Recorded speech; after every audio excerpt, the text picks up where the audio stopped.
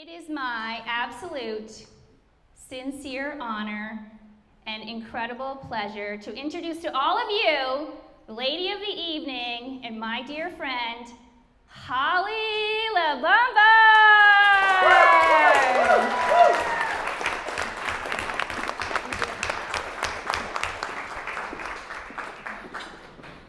Thank you all for coming. So, for those of you who don't know me, my name is Holly LeBombard, as she mentioned, and I am the founder and CEO of Hope for Miracles. Raising much needed funding for childhood cancer research is our mission. And let me share with you why it's my personal mission. Just over 9 years ago, I was sitting in a little room. Hold on, give me a minute. Yes. Just over 9 years ago, I was sitting in a little room off of the surgical waiting area at the U of M hospital in Burlington, listening to a surgeon tell me that my 3-year-old son had neuroblastoma, a childhood cancer.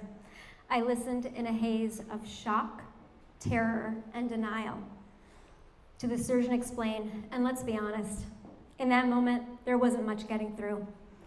I had shut down.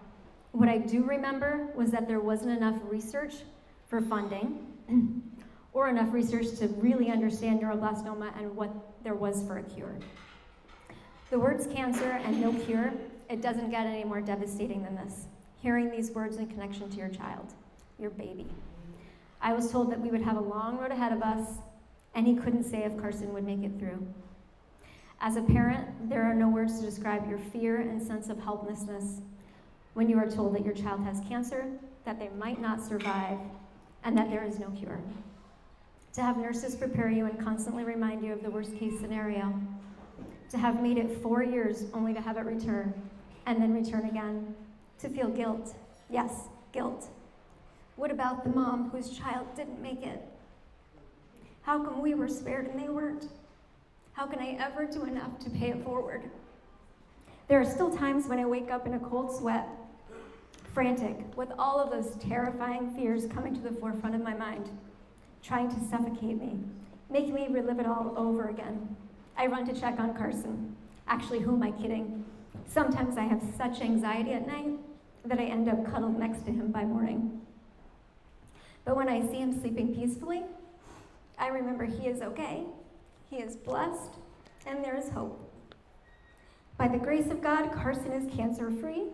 He is a healthy, active, thank you. He is a healthy, active, beautifully average boy. But those fears, those what-ifs, they never stop. This is why I fight.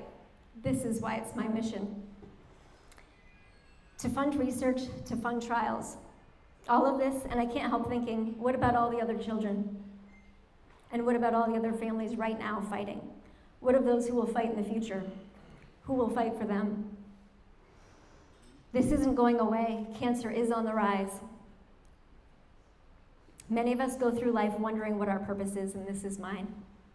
This is why Hope for Miracles is in existence.